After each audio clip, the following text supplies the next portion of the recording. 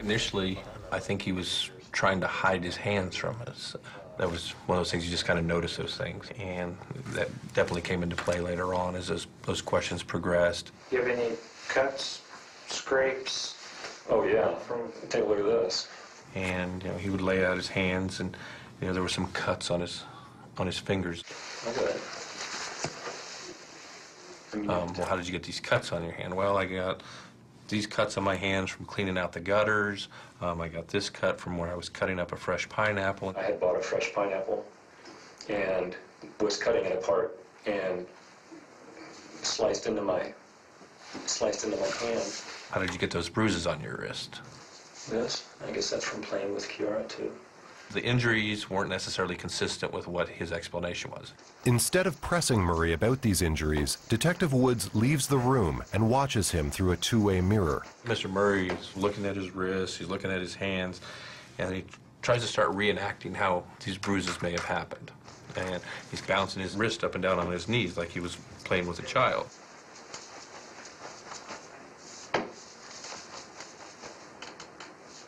This is the perfect time for the interrogator to watch the suspect in unguarded moments.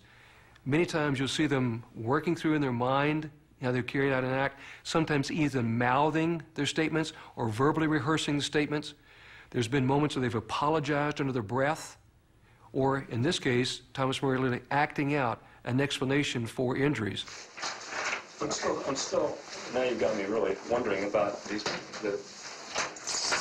and the only thing I can think of, and this is going to seem kind of lame, but I know yesterday I was playing with Kiara like this, among other things, and she had me do it for a long time, and maybe that bruised it.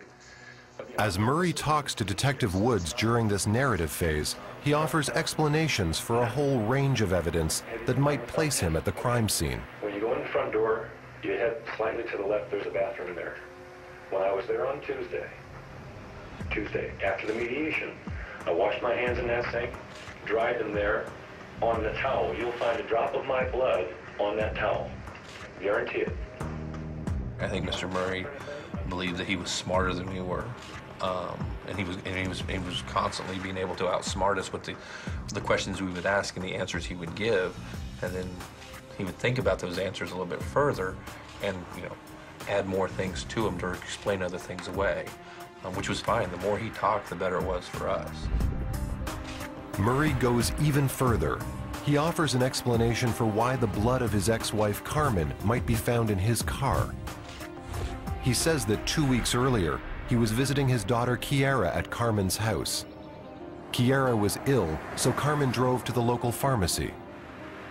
Murray told her to take his car because he'd blocked her car in when he'd parked in the drive. While on her way back from the pharmacy, she got what he called a gusher of a nosebleed. And she was trying to stop the bleeding. She was reaching over the seat while driving, trying to find a box of tissue in the back to do something about the blood coming out of her nose.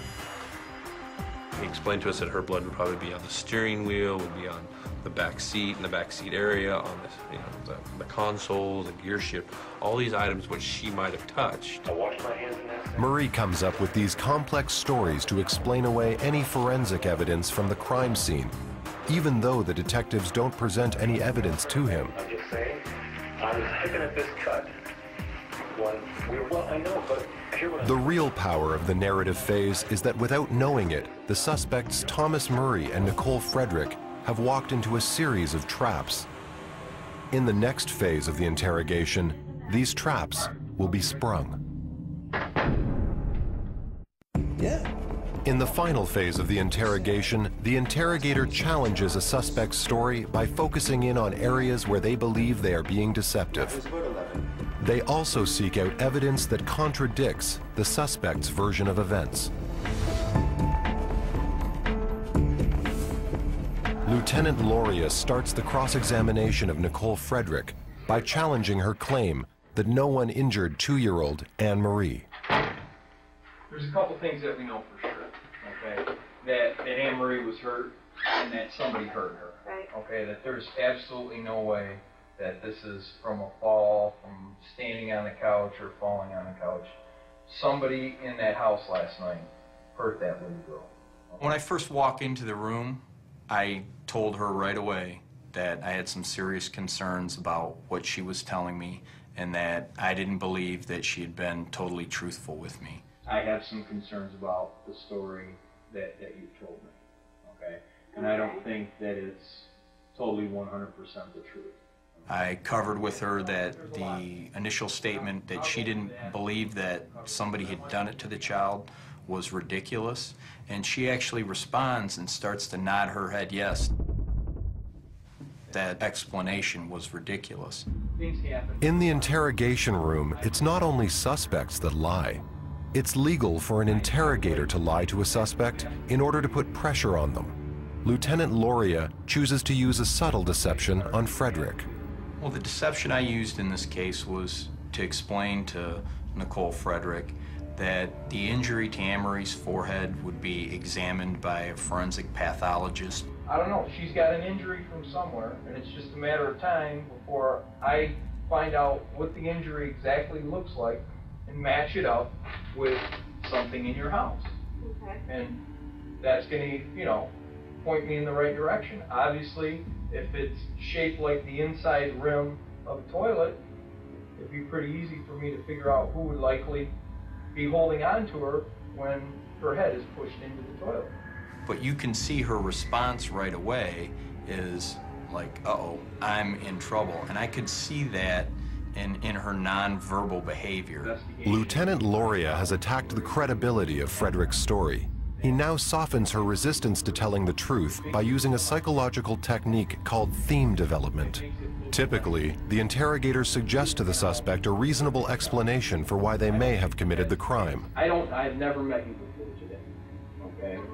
But I can tell in the matter of the few hours that I've spent with you that you're a good person. The use of themes is a very, very powerful technique because it allows the person a way to justify to themselves why they did certain things. And obviously in a case like this that involved a murder and a murder of a 2-year-old child, that's a significant obstacle to overcome. You've got a little girl who's sick, who's very rambunctious, who's very stubborn, and I'm trying to say that if this was something where momentarily, you know, you lost control, now's the time to tell me about it so that I know that I'm working on something where somebody momentarily lost control and they're sorry about what happened. They didn't even And if you can realize. come up with the right theme, people will seize on that. And that's what Nicole Frederick did. When I explained to her that, you know, she acted out of character and that her intent was not to murder this child and it wasn't pre-planned, she jumped on that and thought, this is my way out of it. And immediately she said, I was taking her into the bathroom because she peeped in the room, and she stopped at the doorway and was gagging, like she's gonna throw up again. So I pushed her, I was like, go. and in the interview, you'll see how she just makes a very, very slight kind of pushing motion. And she said, I kind of, you know, helped her along, and she fell forward and hit her head on the toilet. So I pushed her, I was like, go. She might have done it a little harder than what she thought. When I pushed her too hard, and she hit the toilet. But I didn't mean to do that. I didn't shake her though, and I did put her on the bed. I may have caused her heart injury. But when you examine those injuries, the explanation does not fit the level of injury. Lieutenant Loria believes his use of theme development helps him get his first major breakthrough. Frederick admits pushing Anne-Marie into the toilet, causing her head injury. Detective Woods takes a different approach to challenging a key aspect of Thomas Murray's story. He decides to investigate Murray's explanation for why the blood of his ex-wife Carmen might be found in his car. Murray claimed Carmen had driven his car to the pharmacy because he'd blocked her car in the drive. On the way back, she'd had a nosebleed. Looking at the residence here and the garage area, it's obvious that there's quite a bit of space for someone to turn around. And Mr. Murray's story that he had pulled in directly behind Carmen's car and blocked her in didn't seem to be, at that point, a real credible story. Detective Wood's suspicions proved to be well-founded. Later in our investigation, we discovered a receipt for the medication that Mr. Murray claimed that Carmen had come to pick up. Mr. Murray had used his credit card and signed the credit card receipt paying for that medication on that evening. He described that Carmen had come to Walgreens. Murray had fallen into a trap. None of Carmen's blood was ever found in his car. His attempt to outsmart the detective had backfired. Uncovering Murray's lie was an important breakthrough for Detective Woods. In the 2 murder cases, the interrogation of the suspects is beginning to get startling results. In the Nicole Frederick case, Lieutenant Loria is close to finding out the truth. In the Thomas Murray case, Detective Woods used information he got from Murray to show he was being deceitful. Detective Woods now exposes an important failure in Murray's emotional response. I understand that, and you knew something bad had happened to your wife.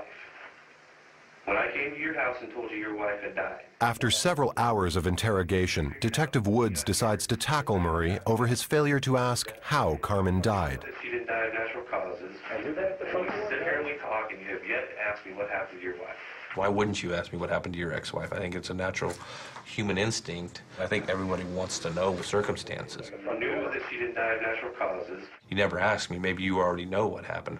I was deducing that this is not, you don't send 4 police officers to tell somebody his former wife has passed away. For Detective Woods, it's a strong emotional cue that Murray is involved in Carmen's murder.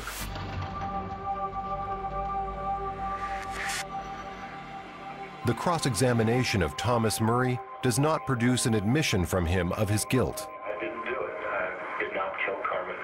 But despite his denials, evidence from the interrogation leads to him being charged with the murder of Carmen Ross. Today, the judge ordered Murray to stand trial on first-degree murder charges. The interview with Mr. Murray was played for the jury during the criminal case proceedings. And I think the jury got to see exactly what was going on. I think it was very crucial that they were able to see his body language and his demeanor. You know, when certain questions were asked, how did he react to those questions? I had bought a fresh pineapple and was cutting it apart and sliced into my hand. Detective Woods' 10-hour interrogation of Thomas Murray was critical in securing his conviction for the murder of Carmen Ross. We, the jury, find the defendant Thomas E. Murray guilty of murder in the first degree. There was a huge relief that, okay, we did it. We did the best we had. We put the best case we had together, and he was, we got him. Thomas Murray has appealed his conviction to the Kansas Supreme Court. That appeal was pending at the time this program was completed. Lieutenant Loria's cross-examination of Nicole Frederick reaches a critical point when he exposes a key failure in her emotional response. Frederick never asks about the welfare of her stepdaughter, Anne Marie. One of the things that you never asked me, and you've asked lots of questions during the interview, is one question, and that's, how's Anne Marie doing? I was asking that all asked her, and you kept telling me you didn't know, they don't tell you, so I started asking you. I don't remember you ever asking me that last time. I asked you what her injuries were, what was going on, and you said you didn't know. I can tell you this, okay? That for all intents and purposes, Anne Marie's brain dead, okay? Oh my God! Yeah. And what do you mean she's not going to come out of it? She's dead? Doctor, well, she's not officially. It was at that moment that she realized that how gravely she had injured this child. And I'll never forget it, because her response to it was not, oh my God, that poor little girl, I can't believe this has happened to her. Oh my God, I did not mean to do it. It wasn't this. But she thought, oh no, how does that affect me? And her response was, oh my God, I'm gonna go for murder. When you found her in the morning, and she was non-responsive, did you shake her then? At this part of the interrogation, Nicole Frederick admits that she's responsible for Anne Marie Shawley's death. And her first statement is, I killed that little girl, but she had her hands over her mouth in an attempt almost to prevent those words from coming out. It was quiet, and I knew that the videotape was running, and I knew I had to capture that on videotape, so I replied